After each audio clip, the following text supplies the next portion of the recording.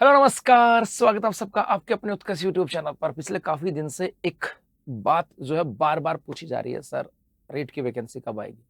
रीट की वैकेंसी कब आएगी? रीट की वैकेंसी का मतलब यहाँ पे थर्ड ग्रेड की वैकेंसी को लेकर के पूछा जा रहा है और यहाँ पे रीट की बात करें तो रीट 2 है, रीट लेवल 1 और रीट लेवल 2 और यहाँ से बार-बार ये पूछा जा रहा है कि सर रीट की वैकेंसी कब आएगी? तो यहाँ पे बात मुद्दा आ रहा है कि सर रीट का नोटिफिकेशन कब आएगा? रीट का नोटिफिकेशन का मतलब है कि रीट लेवल 1 की रीट प्री की बात करें और रीट मेंस की बात करें। प्री का मतलब है वो एक एलिमेंट्री एग्जाम है। जी हाँ, वो एक एलिमेंट्री एग्जाम है जिसके बिहाफ पर आप थर्ड ग्रेड के एग्जाम में बैठ सकते हो और उसके बाद में रीट लेवल 2 मतलब रीट मेंस की बात की जाती है और उसी के आधार पर थर्ड ग्रेड का सिलेक्शन होता है। तो पहली चीज तो यहाँ से एक चीज क्लियर कर दूं कि रीट की बात करें ना, ये रीट जो है ये आपके यहाँ पे रीट जो है एक तो होती है प्री और एक होती है आपके मेंस। ये मेंस जो है इसी को हम लोग बोल देते हैं थर्ड ग्रेड कह देते हैं साहब। रीट प्री का मतलब है ये एक एलिमेंट्री एग्जाम है जिसको पास करने के बाद ही आप रीट मेंस के अंदर बैठ सकते हो। और बच्चा यहाँ से बहुत बार कमेंट्स कर रहा था कि सर ये नोटिफिकेशन कब आने वाला है, नोटिफिकेशन कब आने वाला है। इसके साथ साथ यहाँ पर एक पर्सन भी बार बार पूछा जा रहा था कि सर क्या डीएलएड अभ्यर्थियों की बात करें, जो बीएसटीसी वालों की बात करें, रीट लेवल 2 के लिए पात्र हैं क्या? जी हाँ, ये बहुत बार पूछा जा रहा था क्योंकि सामान्यतः हम लोग जब रीट की बात करते हैं तो कहते हैं कि रीट दो टाइप की होती है, L1 होता है और एक L2 होता है। L1 के अंदर आपके 12th प्लस बीएसटीसी की आवश्यकता होती है और 12th की बात करें यहाँ पर आपके ग्रेजुएशन प्लस बीएड की आवश्यकता होती है। ये फॉर्म यहाँ पे भर सकते हैं और मोस्टली माइंड में भी यही रहता है कि L1 के अंदर वही बच्चा फॉर्म अप्लाई कर सकता है जिन्होंने 12वीं प्लस बीएसटीसी कर रखी है और लेवल 2 के अंदर वही बच्चा अप्लाई कर सकता है जिन्होंने ग्रेजुएशन उसके साथ साथ बीएड कर रखी है। जी, लेकिन अब यहाँ पे बहुत सारे बार प्रश्न पूछा था कि सर हमने बहुत बार सुना है कि रीट की बात करें इसके लेवल 2 के अंदर जो डीएड अभ्यर्थियों की बात करें जिन्होंने बीएसटीसी कर रखी है, क्या वो फॉर्म भर सकता है क्या? जी हाँ, तो उसी बात की चर्चा करने वाले हैं। इसके अलावा हम ये भी बात करेंगे कि आने वाले समय के अंदर जब रीट का नोटिफिकेशन आने वाला है, प्री की बात कर रहा हूँ, उसको कैसे आप लोग करेक्ट कर सकते हो क्योंकि रीट प्री के बिना मेंस में नहीं बैठ सकते। यदि आपका सपना है शिक्षक बनना तो आपका पहला कदम रीट होगा। जी, आपका सपना है शिक्षक बनना तो आपका पहला कदम जो है ये रीट होने वाला है और उस पहले कदम के या पहले पड़ाव को कैसे पास करना है उसी की चर्चा इस छोटे सेशन में हम लोग करने वाले हैं। जी हाँ, तो चलो करते हैं सेशन की शुरुआत। बेसिकली यहाँ से आता है आगामी रीट परीक्षा आपका मास्टर डैशबोर्ड क्या होना चाहिए। लेवल 1 की बात करें, वो अभ्यर्थी होते हैं जो कि पहली से लेकर के 5वीं कक्षा तक को पढ़ाने वाले होंगे। ये इसमें वही अभ्यर्थी शामिल होंगे, वो शिक्षक बनेंगे, प्राथमिक शिक्षक होंगे। और रीट लेवल 2 की बात करें, कक्षा 6 से 8 तक पढ़ाने वाले उच्च प्राथमिक शिक्षक बनने वाले हैं। जी हाँ, अब देखो यहाँ से लेवल 1 की बात करें, कक्षा 1 के लिए 1 से 5 की योग्यता फॉर्मूले की बात करें कि कौन-कौन बच्चा रीट L1 की बात करें, L1 के अंदर फॉर्म लगा सकता है। तो कोई एक शर्त पूरा करना अनिवार्य है, उत्तीर्ण या अंतिम वर्ष में अध्ययन, इनमें से कोई भी एक शर्त पूर्ण होनी चाहिए, वो चाहे पास हो या लास्ट जो एजुकेशन क्वालिफिकेशन उसके एग्जाम में बैठा हुआ होना चाहिए। तो आप L1 का फॉर्म लगा सकते हैं। जैसे कहा 12वीं न्यूनतम 50% अंकों के साथ होना चाहिए प्लस बीएसटीसी किसी भी नाम से बना 2 वर्षीय डीएलएड या किसी भी और नाम से होती है, वो यहाँ से, जैसे राजस्थान में बीएसटीसी या कहीं बार जेबीटी वगैरह बोलते हैं, वो यहाँ से आ जाती है। जैसे या तो ये हो या 12वीं पास न्यूनतम 45 अंकों के साथ होना चाहिए प्लस 2 वर्षीय डीएलएड होना चाहिए। एनसीटी 2022 के नियमों के अनुसार, national council of teaching education की बात करें, जो एनसीटी है उसके नियमों के अनुसार एक डीएलएड होती है 2 वर्षीय, वो है तो भी आप पात्र हो। 12वीं पास होना चाहिए, न्यूनतम 50% मार्क्स होने चाहिए और 4 वर्षीय डीएलएड आपके पास है तो भी पात्र हो। मतलब 12वीं पास होने चाहिए, 4 वर्षीय हो। यदि आप 12वीं पास हो, न्यूनतम 50% मार्क्स हो प्लस 2 वर्षीय डीएड की बात करें, ये विशेष शिक्षा आती है जो स्पेशल एजुकेशन वाले हैं, यदि वो भी कर रखा है और न्यूनतम 12वीं में 50% मार्क्स हैं तो भी L1 के लिए पात्र हो।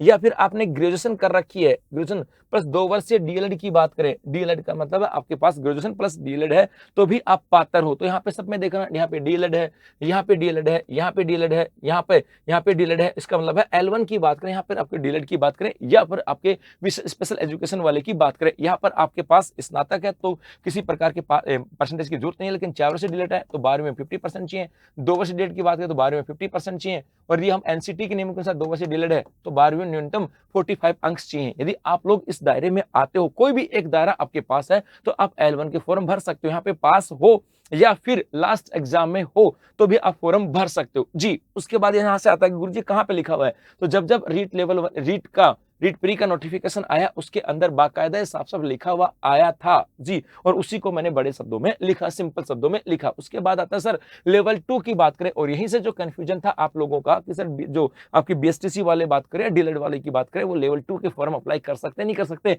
तो देखते हैं कि जब रीट का नोटिफिकेशन आया था उसमें क्या कहा गया है। जी, तो इनमें से कोई एक शर्त पूरे करना अनिवार्य है, उत्तीर्ण हो या अंतिम वर्ष में हो, काम चल जाएगा। आप ग्रेजुएट हो प्लस आप डीएलएड की बात करें, ये फॉर्म भर सकते हो। ग्रेजुएट प्लस 2 वर्ष से डीएलएड हो तो आप डीएलएड की बात करें तो भर सकते हो, या आप स्नातक या स्नातक में न्यूनतम 50% मार्क्स के साथ बीएड कर रखी है तो भी आप फॉर्म भर सकते हो, या आप स्नातक को न्यूनतम 45% मार्क्स हैं और 1 वर्ष से बीएड कर रखी है एनसीटी के नियमों के अनुसार तो भी आप हो। 12वीं न्यूनतम 50% मार्क्स के साथ, या प्लस 4 वर्षीय बीएलएड की बात करें, बीएलएड या बीएईडी की बात करें या बीएससी ईडी की बात करें, मतलब वो इंटीग्रेटेड होता ना, वो है तो आप फॉर्म भर सकते हो। 12वीं के बाद में 4 वर्षीय ये इंटीग्रेटेड बीए बीएड हो या बीएसटीसी बीएड हो, जो भी आप भर सकते हो। इसका स्नातक या स्नातकोत्तर न्यूनतम 50% मार्क्स है प्लस बीएड विशेष शिक्षा में हो तो आप यहाँ पे फॉर्म अप्लाई कर सकते हो। इसका मतलब है यदि आप ग्रेजुएट हो और प्लस आपने 2 वर्ष से डीएलएड कर रखा है, 2 वर्ष से डीएलएड है तो आप लेवल 2 का फॉर्म भर सकते हो, लेवल 2 का फॉर्म भर सकते हो।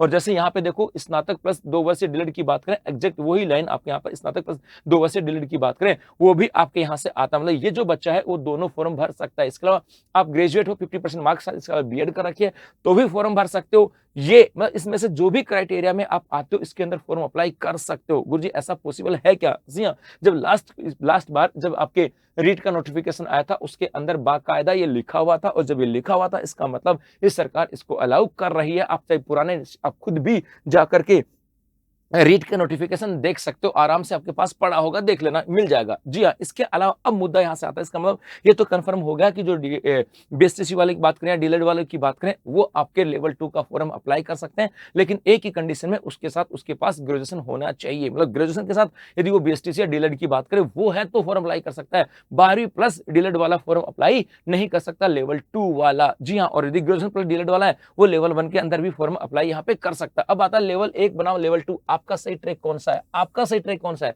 तो आपको देखना होगा आपके अनुसार। जैसे यदि आप लेवल 1 में हो तो आप पहले से 5वीं तक के टीचर बनोगे, और लेवल 2 में हो तो 6 से लेकर के 8वीं तक टीचर बनने वाले हो। अब न्यूनतम शैक्षणिक आधार की बात करें कि भैया इसी के आधार पे तो बनोगे, तो आपको देखना होगा यदि आप 12वीं पास हो तो आप लेवल 1 में जाओगे, और यदि आप ग्रेजुएट हो तो आप लेवल 2 के अंदर जाने वाले हो। मतलब आपने 12वीं पास कर रखी है तो आप L1 की तैयारी करनी है आपको, और आप ग्रेजुएट हो तो आपको L2 की तैयारी करनी है। इसके अलावा अनिवार्य सब विषय क्षेत्र की बात करें, कोर्स सब फोकस की बात करें, इसके L1 के अंदर मुख्य रूप से ईवीएस और मैथ के ऊपर ज्यादा फोकस करना होता है, और यहाँ पर आपके गणित विज्ञान और सामाजिक विज्ञान अध्ययन की बात करें, ये सब्जेक्ट वाइज कोर्स सब्जेक्ट होते हैं। मतलब पहले से 5 तक आपके मैथ और ईवीएस के टीचर बनोगे, और उधर जाओगे तो आप एसएसटी गणित या फिर विज्ञान के टीचर बनने वाले। साहब एक अभ्यर्थी योग्यता होने पर दोनों लेवल की परीक्षा दे सकता है, लेकिन आवेदन और पात्रता सतह अलग अलग होती हैं। एक अभ्यर्थी के पास यदि योग्यताएं दोनों हैं तो दोनों फॉर्म अप्लाई कर सकता है, दोनों एग्जाम दे सकता है, बस योग्यताएं होनी चाहिए। अब आता है गुरुजी ये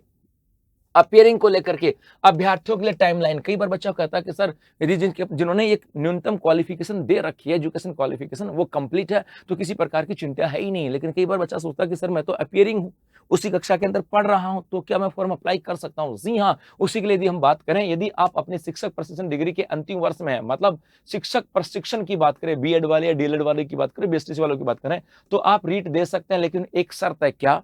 जैसे आपके यहाँ पर आप शिक्षक प्रशिक्षण कोर्स के में प्रवेश ले लिया और अंतिम वर्ष में अध्ययनरत हो, ठीक है साहब, तो आप रीट की परीक्षा दे सकते हो, 100% दे सकते हो, लेकिन उसके बाद में अब आपको रुकना पड़ेगा। किसके लिए? आपको शिक्षक भर्ती परीक्षा की मुख्य परीक्षा के लिए। मतलब आप रीट तो दे सकते हो, लेकिन 3rd ग्रेड की एग्जाम से पहले आपको रुकना पड़ेगा। आप रीट प्री तो दे दोगे, लेकिन रीट मेन से पहले रुकना पड़ेगा। रीट मेन से पहले क्या रुकना पड़ेगा? तो शिक्षक भर्ती परीक्षा के लिए ऑनलाइन आवेदन करने की निर्धारित अंतिम तिथि से आपकी सभी शैक्षणिक और आपकी योग्यताएं पूर्ण रूप से उत्तीर्ण होनी चाहिए। मतलब आप लास्ट ईयर में हो तो आप रीट तो दे सकते हो, कोई डाउट नहीं है, उसका रिजल्ट भी आ जाने दो। उसके बाद जब 3rd ग्रेड की वैकेंसी आएंगी तो रीट मेंस की जो वैकेंसी आएंगी उसके अंदर जब आप फॉर्म भरने जाओगे तो फॉर्म भरने की अंतिम तिथि तक आपके पास जो न्यूनतम एजुकेशन क्वालिफिकेशन है वो कंप्लीट होनी चाहिए, तभी आप ये फॉर्म अप्लाई कर सकते हो, अदरवाइज नहीं। और यदि कर दोगे तो वो काउंट भी नहीं करेंगे। क्लियर है बात? तो यहाँ पे रीट तक तो दे सकते हो, लेकिन यहाँ पे मुख्य भर्ती परीक्षा के अंदर आप अपियर नहीं हो सकते। चलो आगे देखो, उसके बाद यहां से आता है कि सर महत्वपूर्ण शैक्षणिक छूट और अपवाद की बात करें।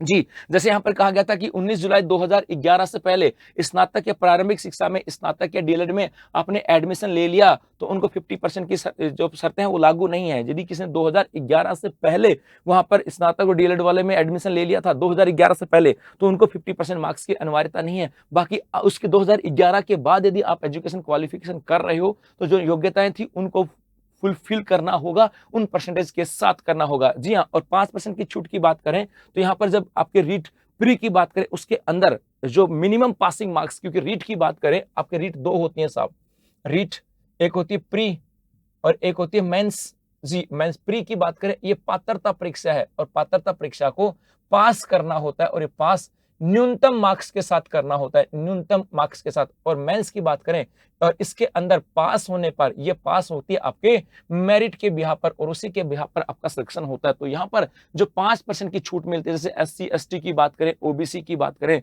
या विशेष योग्यजन की बात करें, विधवा तलाकशुदा महिलाओं की बात करें, उन्हें न्यूनतम अंकों के अंदर 5% की छूट जाती है। यहाँ पर भी दी जाती है अलग अलग कैटेगरी में। और ये 5% की छूट किसकी बात कर रहा हूं? ये बात कर रहा हूं मैं शैक्षणिक योग्यता में। मतलब ये दोनों चीजों में कंफ्यूज नहीं होना। ये तो आप रीट प्री की पात्रता की बात करें, ये आपको वहां भी मिलेगी, आगे बताऊंगा। लेकिन यहां पर मैं किसकी बात कर रहा हूं? शैक्षणिक योग्यता। क्योंकि बच्चा क्या सोचता है कि सर शैक्षणिक योग्यता के अंदर जो रीट प्री की बात करें उसके अंदर सबके लिए तो 60% की बात होती है, लेकिन अलग अलग कैटेगरी में छूट होती है। हाँ होती है, ये अलग है। ये जो विशेष छूट की बात करें ये आपके शैक्षणिक योग्यता में है। यदि आप SC ST की हो तो आपको जो पहले दे रखे 50%, वहां पर 5% की छूट है। आप यदि OBC में हो, MBC में हो, EWS में तो भी 5% की छूट है। ये 5% की छूट है उसके अंदर जो मैंने कहां पर बताया आपको, यहां पर इन योग्यताओं के अंदर 5% की छूट आती है साहब। चलो आगे देखो, उसके बाद थोड़ा सा आगे चलते हैं। अब आता है परीक्षा संरचना, 150 अंकों का ब्लूप्रिंट। जी हां, आपके रीट प्री की बात करें ये 150 मार्क्स की होने वाली एग्जाम है। तो 150 अंकों का ब्लूप्रिंट की बात करें, यहां पे कुल 150 अंक होंगे।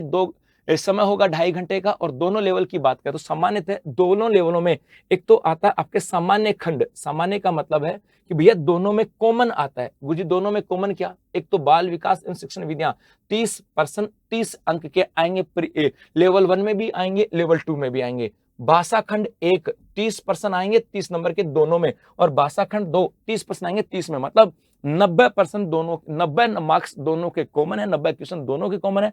बाल विकास शिक्षण विधियों की बात करें, लैंग्वेज फर्स्ट और लैंग्वेज सेकंड। लेकिन L1 के अंदर अब पेपर होता है 150 नंबर का, L1 का भी 150 नंबर का और L2 का भी 150 का।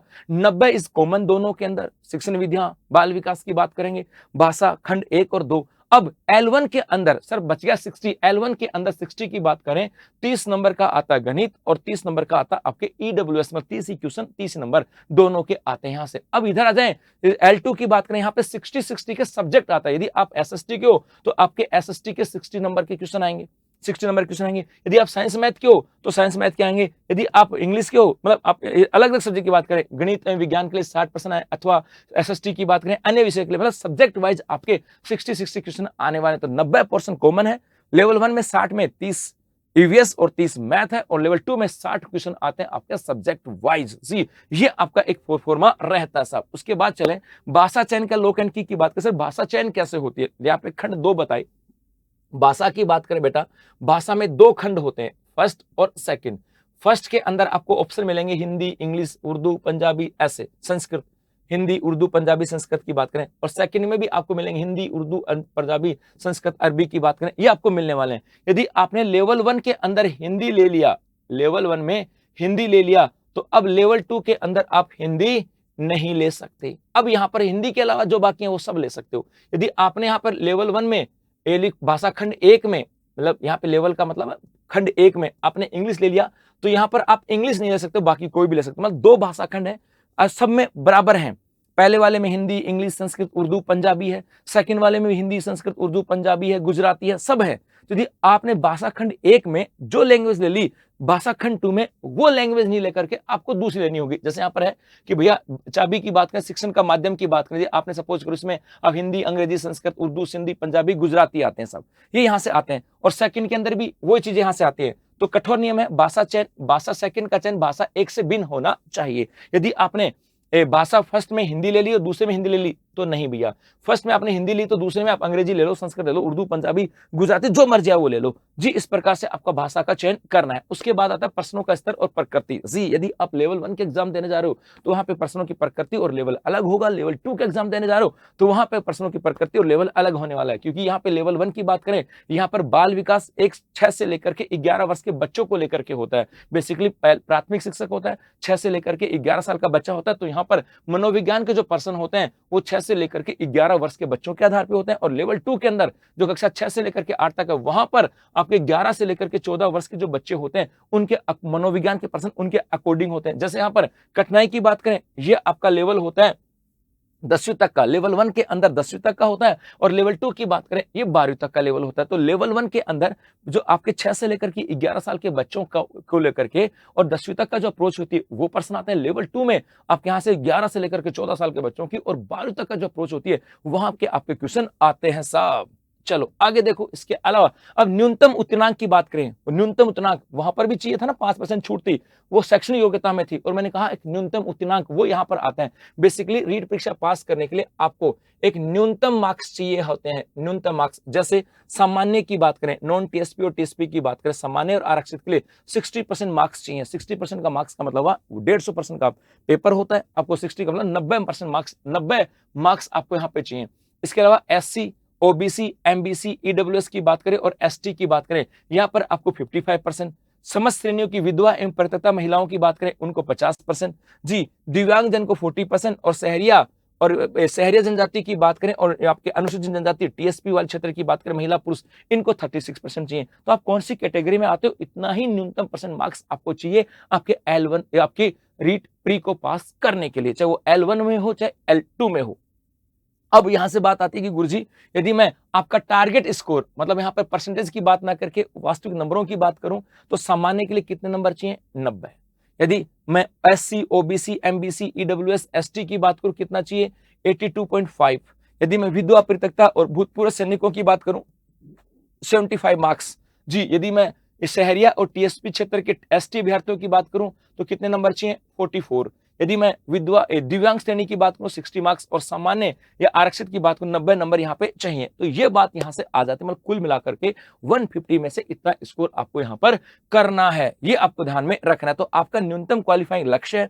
इस भर्ती से प्रतिस्पर्धा को देखते हमें न्यूनतम लक्ष्य से अधिक अंक आने का प्रयास करना है। मतलब बेसिकली हमें ट्राई तो क्या करना है, ज्यादा। हम सोचे कि नंबर ले आएंगे, नहीं भैया, बाद में मामला बिगड़ जाता है। तो हमें बेहतर करना है, 150 में से 150 आए ना, 150 में 150 आने का मतलब क्या हुआ, आपकी तैयारी बेहतर है, आपका सब्जेक्ट बेहतर है। L1 की बात हो तो आपका EWS बेहतर है, मैथ बेहतर है, आपकी साइकोलॉजी बेहतर है, आपकी लैंग्वेज बेहतर है। लेवल 2 के अंदर हो तो आपका साइकोलॉजी बेहतर है, टीचिंग मेथड बेहतर है, लेवल लैंग्वेज फर्स्ट बेहतर है, लैंग्वेज सेकंड बेहतर है, और आपका सब्जेक्ट भी बेहतर है। और यही सब्जेक्ट जो बेहतर होंगे ये आपके अब जब मेंस के एग्जाम होंगे तब काम आएंगे। मतलब आपको फोकस इस पर नहीं करना, आपको फोकस करना आपके अधिकतम मार्क्स के ऊपर। जी चलो, अब परीक्षा के लिए मास्टर चेकलिस्ट की बात करें गुरुजी, आवेदन करने से पूर्व क्या सुनिश्चित करना कि आप तैयार हो। जैसे सही लेवल का चुनाव की बात करें कि भैया आपकी न्यूनतम एजुकेशन क्वालिफिकेशन क्या है, उसी के अकॉर्डिंग आपको L1 या L2 के फॉर्म भरना है।